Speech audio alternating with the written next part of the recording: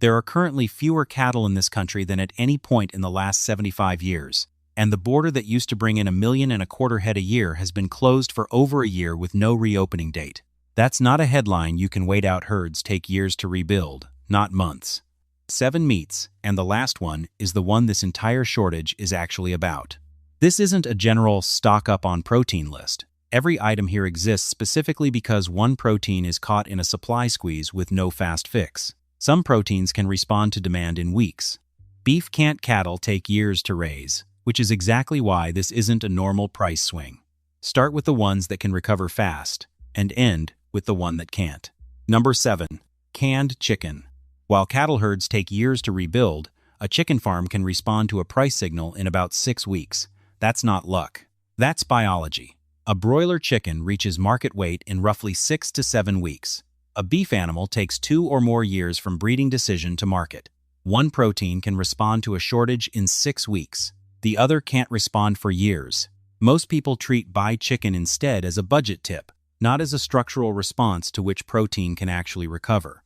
A pantry stocked entirely around beef-based meals has zero flexibility. The moment beef specifically is the one getting more expensive every month.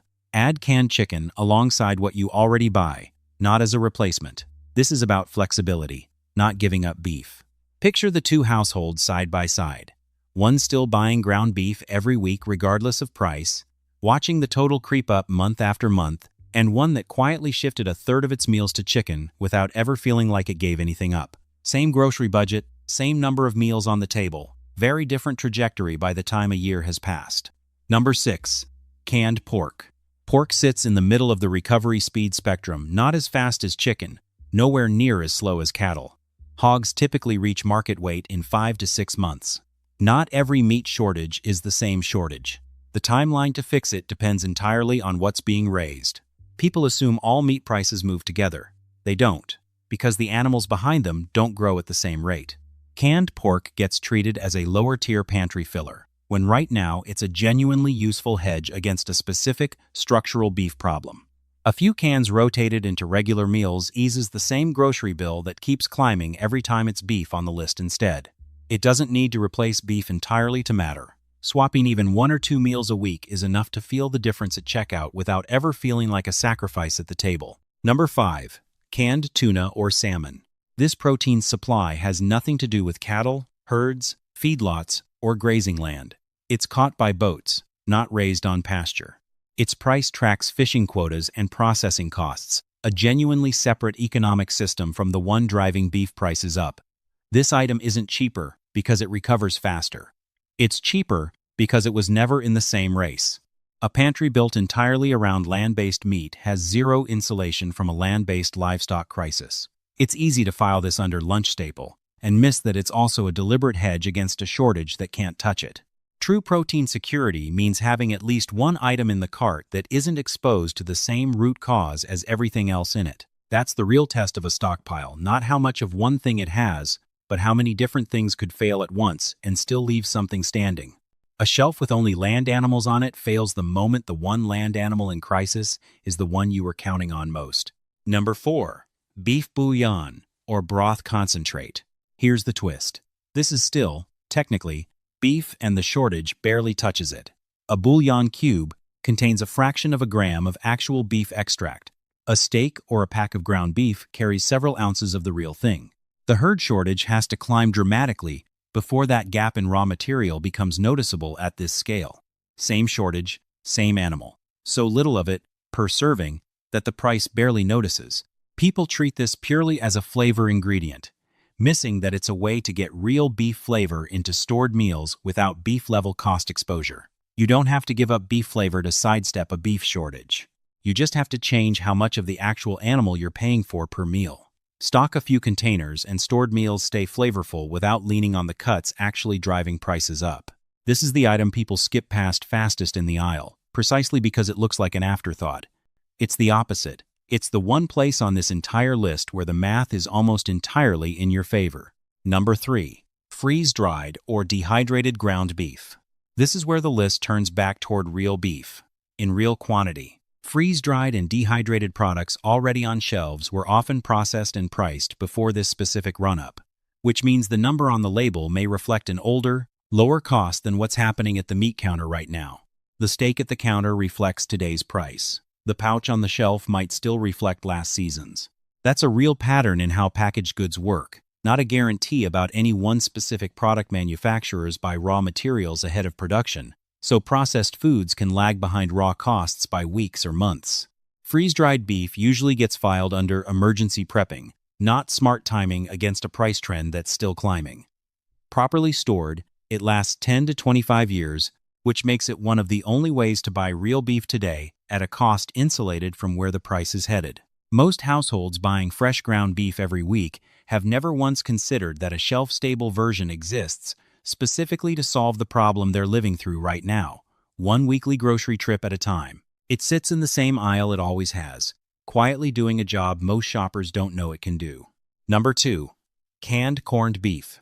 This has been a pantry staple for generations, and it's easy to write that off as old-fashioned. But its entire original purpose was solving exactly this problem, a way to buy beef today and use it years from now, long before this particular shortage existed. Properly stored, it stays safe and usable for years past the printed date. The oldest solution on this list happens to match the actual timeline of the problem it's solving, and that's not really a coincidence. It reads as a low-quality choice next to fresh cuts, even though its practical value right now is higher than it's been in decades. A few cans rotated into the pantry buy real beef, at today's canning run price, usable years into a shortage that isn't resolving on any short timeline. There's something almost funny about it. The product everyone's grandparents kept in the pantry without a second thought turns out to be the exact answer to a problem none of them ever had to deal with at this scale. Number 1. Canned beef stew, or roast beef. This is the item from the cold open. Every item before this one worked around the shortage.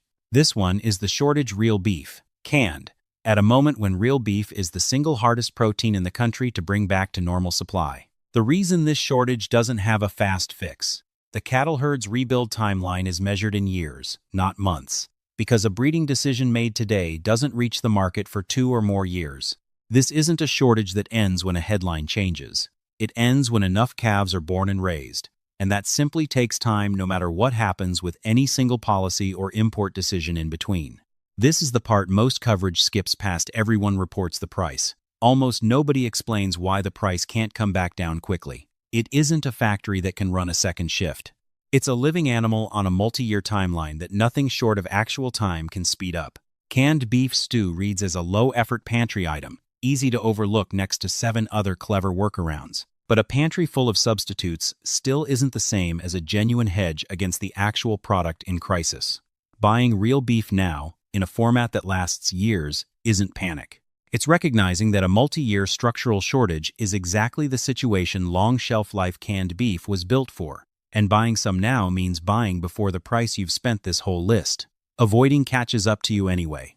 Every other item on this list is a smart way to lean less on beef while prices climb. This is the one honest admission that you can't avoid it forever, and the smartest move is buying it now, in the one format built to outlast the very shortage driving its price up.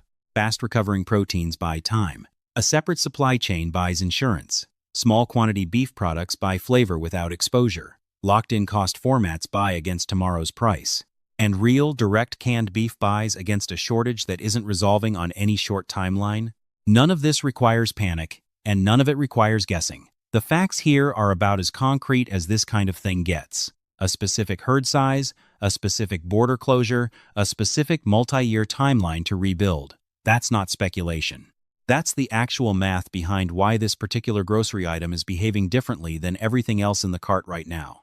Pick one item from this list for your next grocery trip. Start with whatever has the longest shelf life, since that's the one type of purchase time pressure actually rewards. This isn't a shortage that resolves with a headline. It resolves when a historically small cattle herd is rebuilt, and that takes years. Buying smart now, instead of reacting later, is the entire point of this list. Have you noticed beef prices climbing at your own store, and has it changed what you're actually buying instead? Tell me in the comments.